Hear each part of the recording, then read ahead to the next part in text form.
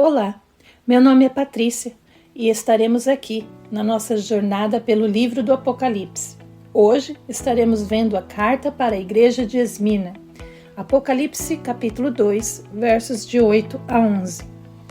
Ao anjo da igreja em Esmina, escreva: Estas são as palavras daquele que é o primeiro e o último, que morreu e tornou a viver.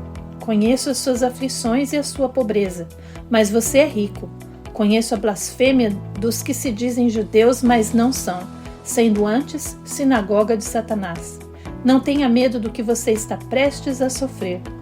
Saibam que o diabo lançará alguns de vocês na prisão para prová-los, e vocês sofrerão perseguição durante 10 dias. Seja fiel até a morte, e eu lhe darei a coroa da vida.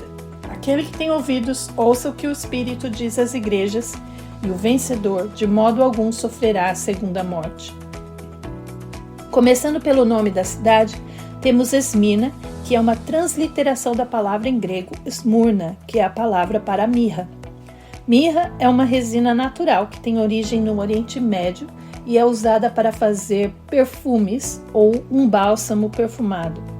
Mirra também estava associado com morte e sepultamento, porque era a primeira especiaria usada para preparar os corpos para o embalsamento e sepultamento. Hoje a cidade de Esmina é chamada de Izmir, na Turquia. Nos dias de Jesus, era uma cidade do Império Romano, cheia de templos pagãos, mais conhecida por ter um templo ao imperador Tibérios, que fez esta cidade o centro da adoração ao imperador na Ásia Menor e tornou-se um perseguidor dos cristãos. A lei romana proibia qualquer religião exceto a adoração ao imperador. E o judaísmo era a única religião que conseguiu uma exceção devido à teimosia dos judeus em não se conformarem com as leis romanas. E por um tempo, durante o primeiro século, os romanos viam os cristãos como um ramo do judaísmo. Então a igreja aproveitou-se desta mesma proteção. Mas antes de terminar o primeiro século, a igreja se tornou predominantemente de gentios, aqueles que não eram judeus, e como resultado, os romanos começaram a ver a igreja distinta do judaísmo e uma ameaça ao império. E para ficar ainda mais difícil a situação, os judeus rejeitaram e começaram a perseguir os cristãos, tornando-se aliados com os romanos contra a igreja. Esmina parece ser a primeira desta transição de tolerância com o cristianismo para a perseguição aos cristãos. Entre os martirizados em Esmina está Policarpo, que foi discipulado pelo apóstolo João. Policarpo é considerado um mártir, porque nasceu por volta do ano 69, e a história conta que foi amarrado a uma estaca para ser queimado vivo, mas as chamas não conseguiam tocá-lo e então acabou sendo apunhalado. Ele também desempenhou um papel muito importante na igreja primitiva e na propagação das tradições apostólicas. E analisando a carta para Esmina, podemos ler o relato de perseguição refletida nas palavras de Jesus para esta igreja, começando com a descrição de si mesmo. Jesus diz à igreja que ele é o primeiro e o último, o que foi morto e agora vive. Lembre-se que Jesus se dirige a cada igreja com um detalhe da descrição dada a João no capítulo 1. O detalhe que Jesus escolhe de si mesmo é o que ele quer dizer para esta igreja em particular. Neste caso, entendemos que a igreja estava destinada à perseguição e deveria lembrar-se que a morte não é o fim. Jesus também morreu, e por isso ele sabe o que é enfrentar a morte do corpo, mas ele ressuscitou, provando que tem poder para trazer vida, e ele promete àqueles que confiarem nele que experimentarão a mesma transformação. Jesus reconhece que esta igreja está sofrendo tribulação e pobreza. A tribulação provavelmente era resultado da oposição judaica ao cristianismo e dos romanos que se juntaram na perseguição. E a pobreza estava relacionada a esta perseguição. O comércio da sociedade romana era estritamente controlado por uniões comerciais poderosas, e ser membro destas cooperativas era requerimento obrigatório para conseguir uma oferta de trabalho. Mas essas cooperativas adoravam deuses pagãos e participavam de rituais de adoração e sacrifício que também eram requeridos pelos seus membros. O cristão que se recusasse a adorar o Deus daquela corporativa seria banido dela e não conseguiria nenhum trabalho, o que levaria certamente à pobreza. Jesus culpa os judeus que não são realmente judeus, mas instrumentos do diabo, uma sinagoga de Satanás, pela tribulação que a igreja está passando. As palavras de Jesus nos indicam como Jesus via os judeus que não o reconheciam como Messias. Eram judeus nominais. Em Romanos 2, 28, lemos: Não é judeu quem o é apenas exteriormente, nem é circuncisão a que é meramente exterior e física. Eles podiam até ser descendentes de Abraão, mas não seguiam os feitos de Abraão, especialmente aqueles que não acreditavam em Jesus. Abraão confiava na promessa de Deus de um Messias, mesmo sem vê-lo, e os judeus daqueles dias, do primeiro século, não acreditaram em Jesus, mesmo vendo-o em carne e osso. O Senhor Jesus considera que aqueles que não são a favor dele são contra ele, assim como Satanás é contra Jesus. E há somente dois tipos de pessoas no mundo, do ponto de vista de Deus: os que creem em Jesus e os que são seus inimigos. Em 1 João 2, 22 e 23, lemos: Quem é o mentiroso senão aquele que nega que Jesus é o Cristo? Este é o anticristo, aquele que nega o Pai e o Filho. Todo o que nega o Filho também não tem o Pai, e quem confessa publicamente o Filho tem também o Pai. Então Jesus diz à igreja de Esmirna que ele conhece verdadeiramente os que perseguem a igreja, mas em nenhum momento ele promete que vai parar a perseguição. E da mesma maneira, Jesus diz à igreja que ele sabe da pobreza deles, mas não promete que irá remover a pobreza deles. Ao invés disso, ele diz que, na verdade, eles são ricos. Mas como? Jesus diz que o sofrimento e a tribulação que eles estão passando irá se transformar em testemunho e eles serão recompensados por Cristo. Esta recompensa não será aqui na terra, porque as recompensas que aguardamos de Jesus não nos serão dadas até sermos ressuscitados. E isso é muito melhor porque as recompensas celestiais não se acabam e não podem ser tiradas de nós, como os benefícios que temos aqui na terra, que podem ser roubados. Jesus lembra a igreja de ter o seu foco na eternidade, de considerar a vida e as circunstâncias de uma perspectiva eterna. Não caia na armadilha de ter coisas aqui na terra e evitar as experiências ruins que nos acontecem enquanto vivemos aqui. Sofra pacientemente todas estas situações e transforme-as em testemunho à medida que o Senhor as permite. E enquanto faz isso e vive dessa maneira, você estará acumulando riquezas no céu. Em Mateus, capítulo 5, versículos 11 e 12, nós lemos: Bem-aventurados serão vocês quando por minha causa os insultarem, perseguirem e levantarem todo tipo de calúnia contra vocês. Alegrem-se e regozijem-se, porque grande é a recompensa de vocês nos céus, pois da mesma forma perseguiram os profetas que viveram antes de vocês. Perceba que no verso 10, Jesus fala à igreja em como tirar proveito destas circunstâncias. Ele diz para não temerem a situação, nem sequer a morte, por causa da fé. Temer a morte é um impedimento, um obstáculo para agradar a Jesus, porque fica no caminho da obediência e da recompensa eterna. Temer a morte nos faz tomar decisões erradas, escolhas egoístas que são opostas à fé. E temer a morte, na verdade, não tem nenhum sentido, já que sabemos que a morte não é algo ruim para o cristão. E Paulo nos diz que o morrer é lucro. Esta igreja não poderia ser levada pelo medo como resposta às circunstâncias e, pelo contrário, deveriam sofrer com confiança. O objetivo de Jesus aqui para esta igreja não era preservar o conforto terreno ou aumentar os dias de vida aqui na terra. O objetivo era encorajar suas testemunhas e, através da obediência, eles estariam maximizando a recompensa eterna. Jesus avisa que a prisão os espera, mas que depois de um breve período de tempo, onde a fé deles seria testada, viria a morte.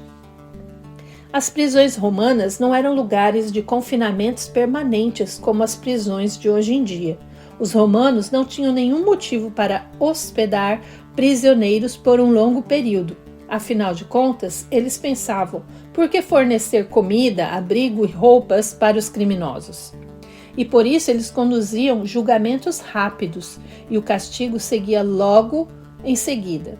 Uma penalidade leve incluía uma multa ou ser chicoteado, mas um crime mais sério significava a morte.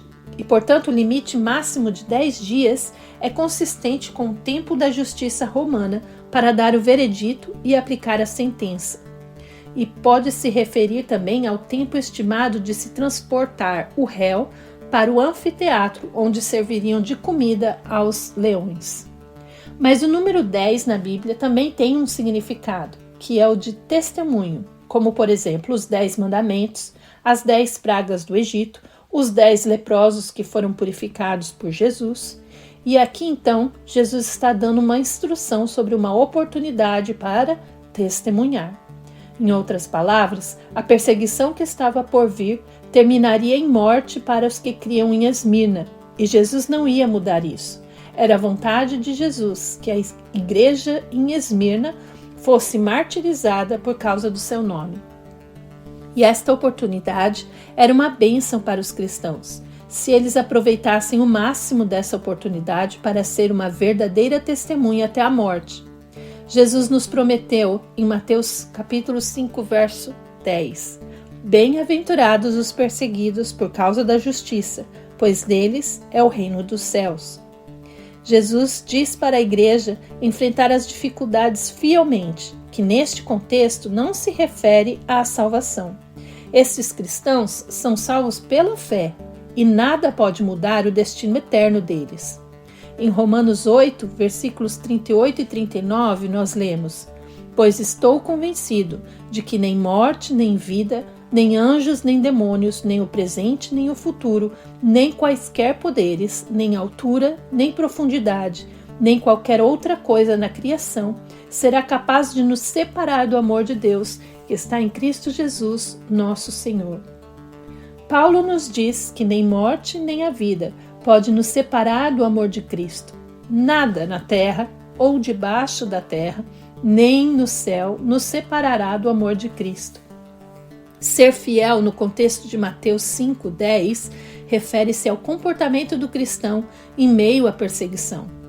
O que um cristão diz ou faz em resposta à perseguição? Ele concorda em adorar um Deus pagão para escapar da morte? Renuncia à fé a Jesus para evitar a tortura? Se eles fizessem estas escolhas, o relacionamento deles com Jesus não estaria em risco, mas a recompensa eterna sim.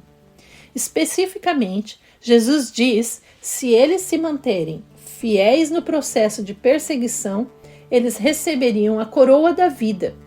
Mas o que é a coroa da vida? Algumas pessoas se contentam em concluir que a coroa da vida é a salvação, porque relacionam o nome coroa da vida com vida eterna. Mas, se concordarmos com esta conclusão, não estamos usando as regras de interpretação já ditas aqui anteriormente. Primeiro, a coroa é um símbolo, e para isso precisamos olhar em como um símbolo de coroa é usado através da Bíblia. E não encontraremos em nenhum lugar da Bíblia coroa como referência à salvação. Na verdade, em grego, a palavra para a coroa usada aqui é Stephanos, que se refere à coroa que os gregos recompensavam os atletas olímpicos. Então podemos dizer que coroa é uma recompensa, um prêmio por bom desempenho.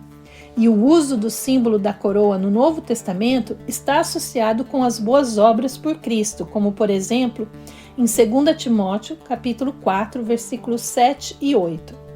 Combati o bom combate, terminei a corrida, guardei a fé.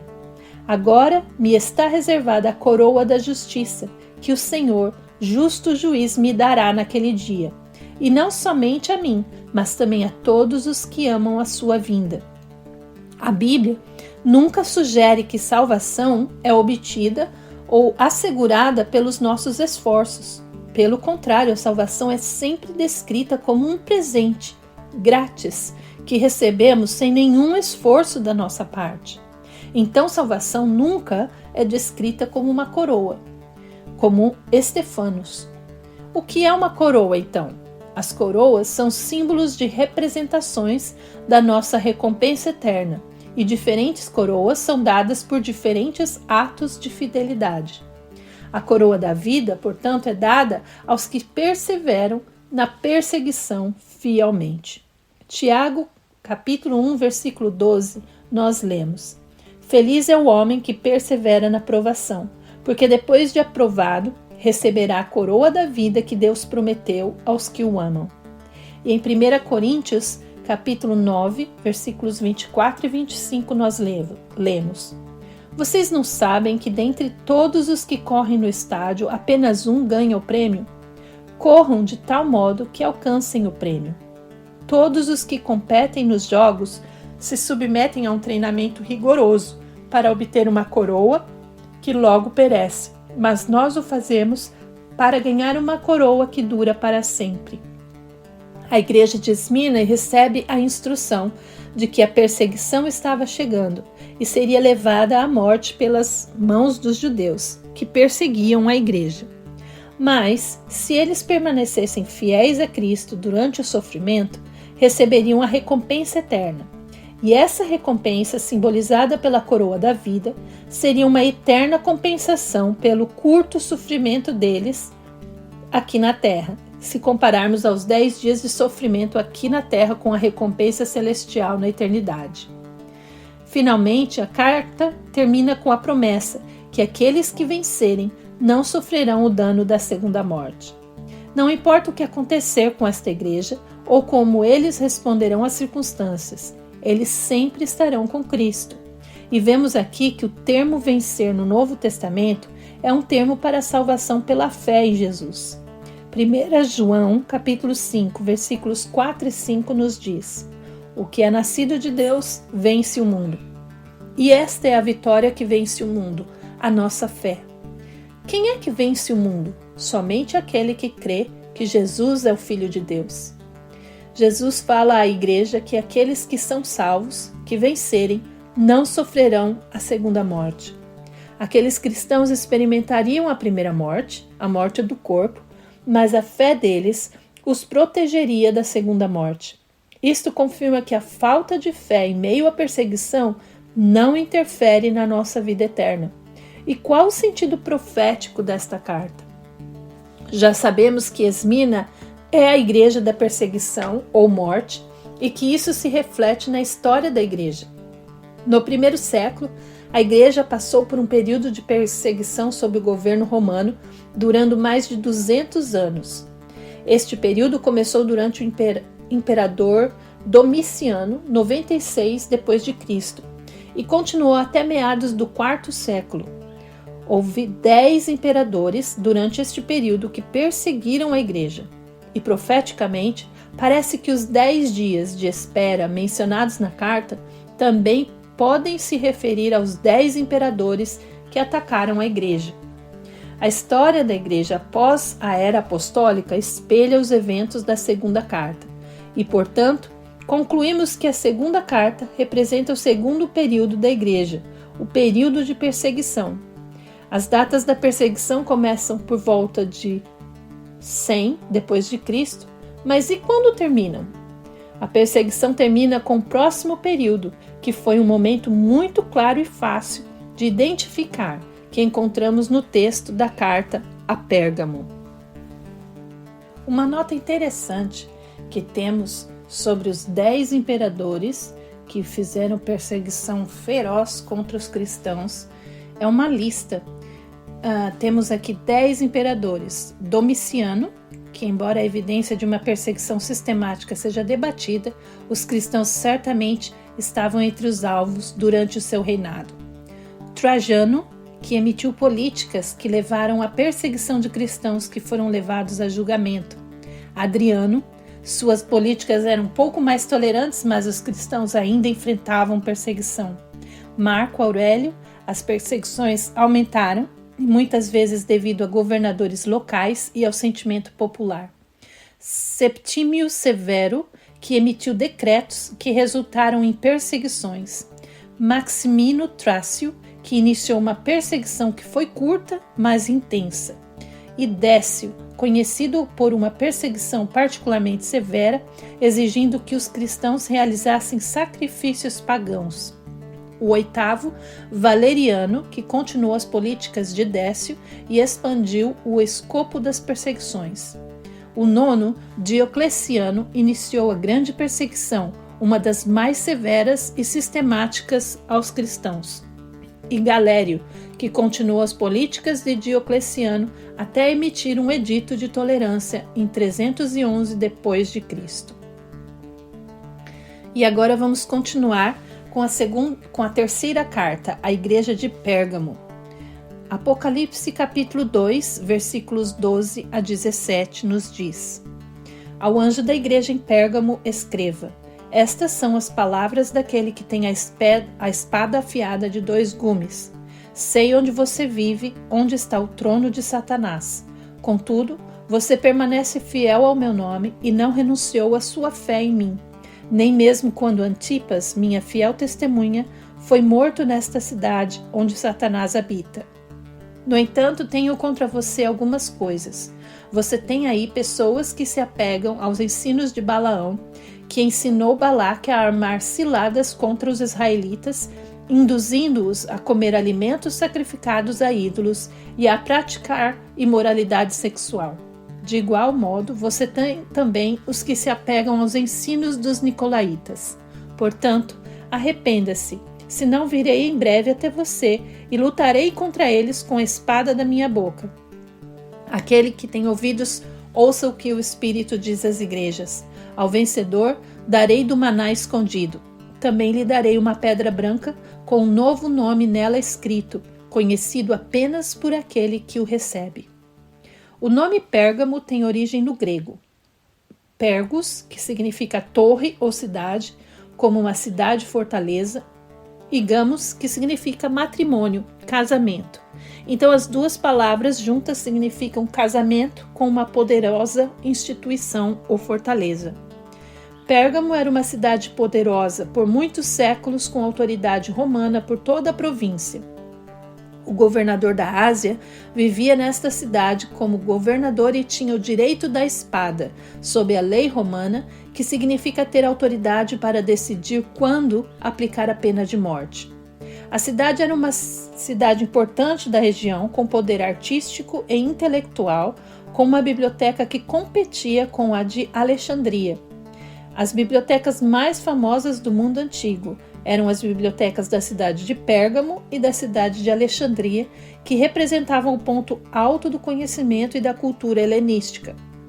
O Museu de Alexandria, estabelecido por Ptolomeu II no século III a.C., dedicava-se à pesquisa e ao ensino, e estima-se que possuíam aproximadamente 700 mil manuscritos. A Biblioteca de Pérgamo foi fundada no século III a.C., conhecida por ter aproximadamente 200 mil volumes. Era mais inclinada para a filosofia e principalmente a estoica e o estudo da lógica. Os livros eram copiados em pergaminho, um material desenvolvido pela cidade. E a biblioteca foi construída em resposta à Biblioteca de Alexandria e preservou obras filosóficas importantes.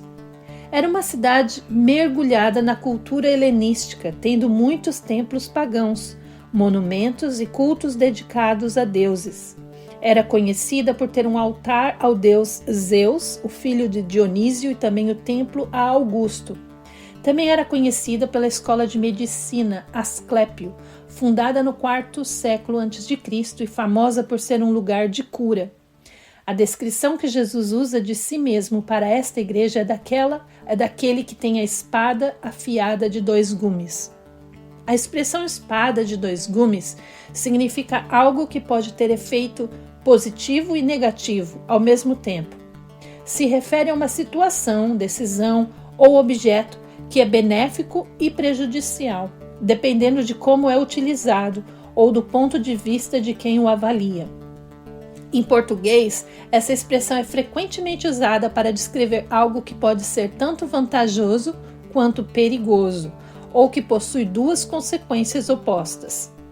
A origem desta expressão vem das espadas que têm lâminas afiadas em ambos os lados, tornando-as eficazes para cortar em duas direções, mas também potencialmente mais perigosas para o usuário.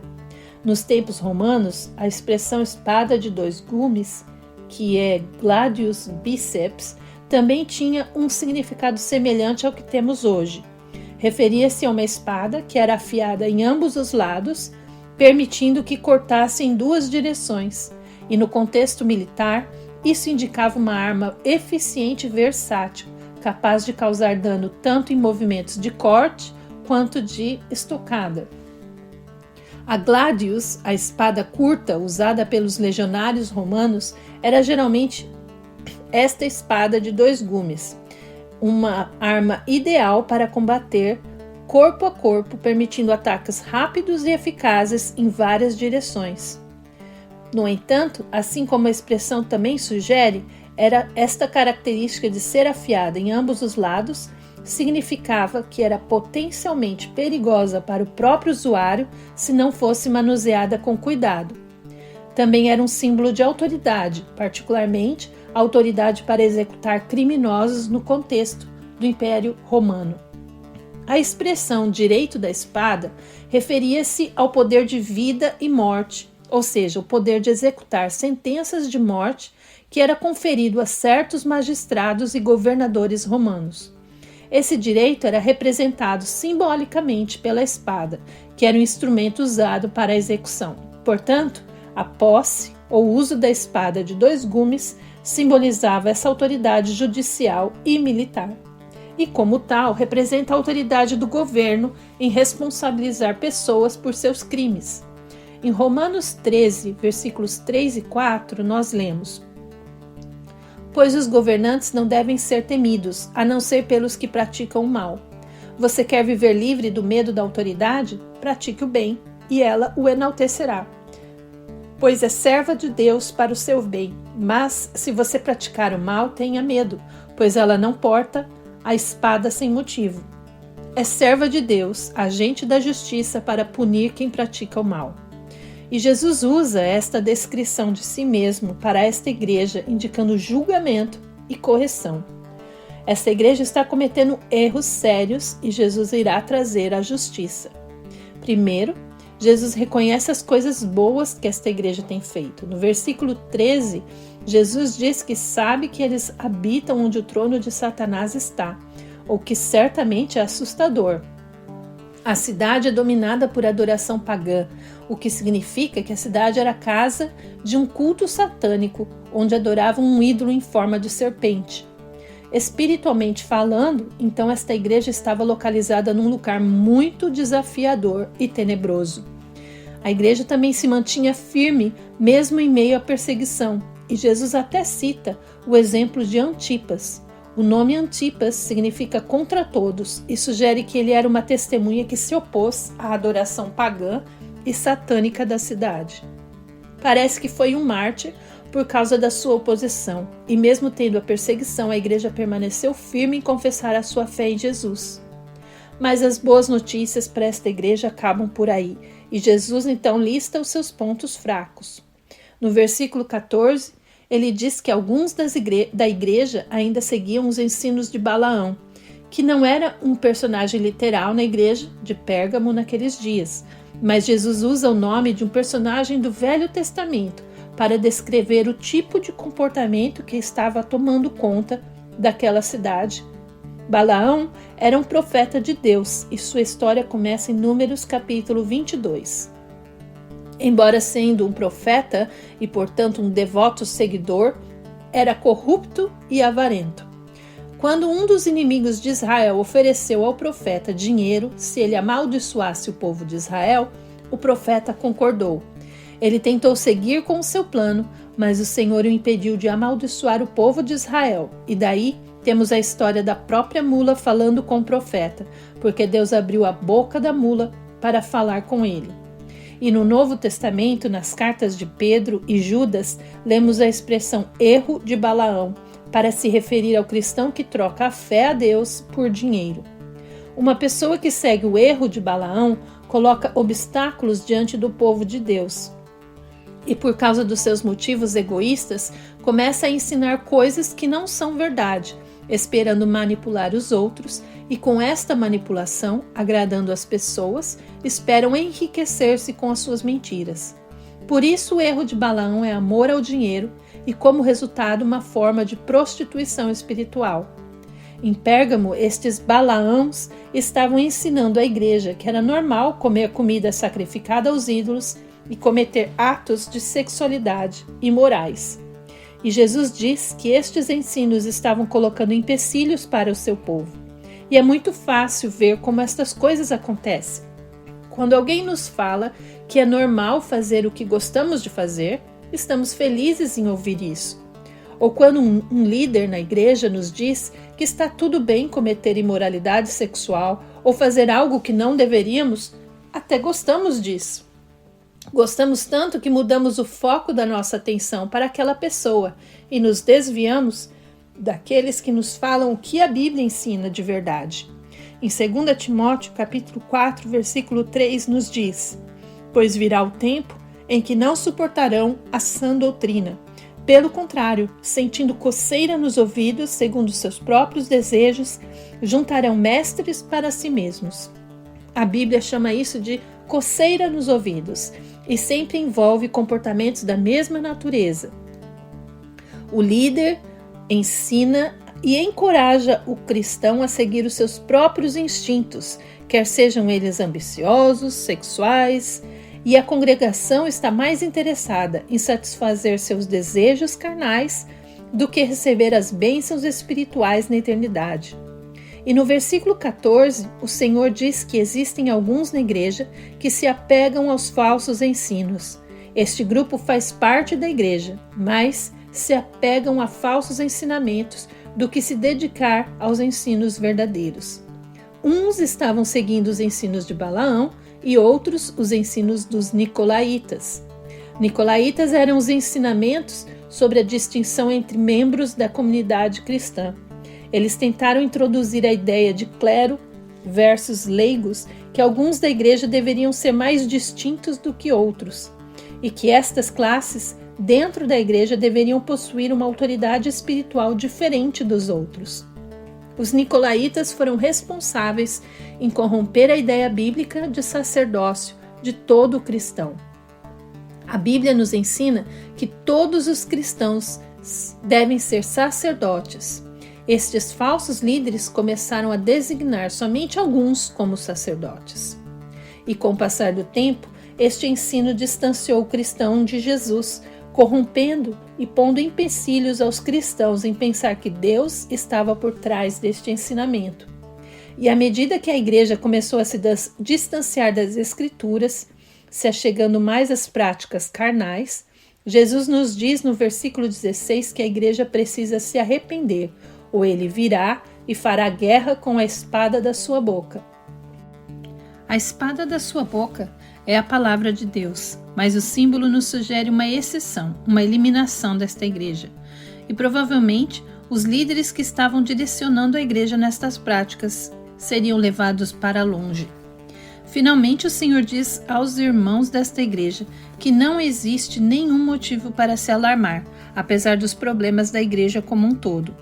Ao que vencer, aquele que não se contaminar com estes ensinos receberá o maná escondido e uma pedra branca com um nome.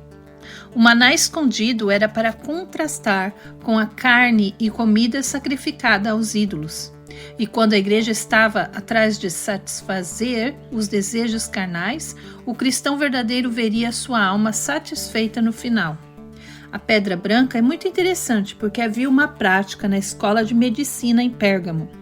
quando os pacientes que visitavam a escola seguiam um ritual onde entravam pela porta da frente para adorar na esperança de serem curados, e depois de receberem o tratamento, eles saíam pela porta dos fundos do edifício, onde eles pegavam uma pedra branca, escreviam seus nomes naquela pedra e como também a doença que supostamente tinham sido curados, e deixavam aquela pedra ali como um testemunho.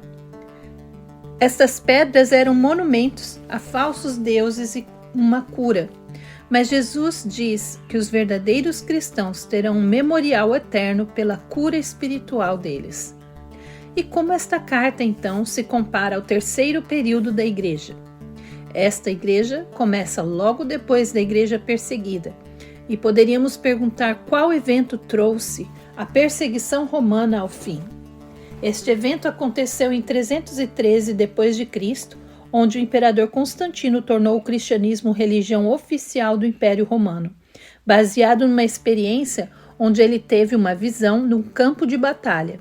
E nesta visão, ele viu uma cruz que dizia que por aquela cruz ele conquistaria o mundo. Naquele momento, a igreja casou-se com uma poderosa instituição, uma fortaleza chamada Roma. Daí, então, o nome da cidade, Pérgamo. A perseguição parou, mas novos problemas surgiram para a igreja. E desde que Constantino ordenou que a igreja fosse a religião estatal, todos eram obrigados a participar da igreja. Todos os cidadãos romanos tornavam-se imediatamente cristãos por ordem de César, e todo recém-nascido era imediatamente considerado cristão. O batismo de bebês e crianças e conversões em massa era a ordem do dia. Quantos destes convertidos à força eram verdadeiros seguidores de Jesus Cristo? Não podemos dar um número exato, mas com certeza não eram muitos. Em um momento, a igreja cristã abriu as portas para milhares de romanos, trazendo para dentro da igreja práticas e doutrinas pagãs. Trouxeram para dentro da igreja ideias antibíblicas, como, por exemplo, sacerdotes do templo, estátuas de ídolos, batismo infantil e várias outras influências místicas. E ao longo dos anos, estas influências místicas simplesmente contaminaram as práticas bíblicas. A igreja ainda estava ali na cidade, o evangelho ainda estava sendo pregado, mas a mensagem agora tinha que competir com as vozes pagãs. Constantino e o restante das autoridades romanas se tornaram os Balaãos, pelo qual Satanás colocou muitos empecilhos na vida dos cristãos para viverem o verdadeiro cristianismo. A autoridade política romana infiltrou-se na igreja, criando categorias de distinções na igreja, lideradas pelo clero. Mas Jesus diz que está vindo com uma espada para acabar com tudo isso, e assim ele fez. A igreja, que havia se casado com o Império Romano, não podia ter um fim, então o Senhor Jesus trouxe um fim ao Império Romano. Roma foi governada por hordas alemãs que subdividiram o império em áreas controladas por governadores religiosos locais. E assim, a Igreja de Constantino, de 313 a 600 d.C., conduziu ao fim do Império Romano.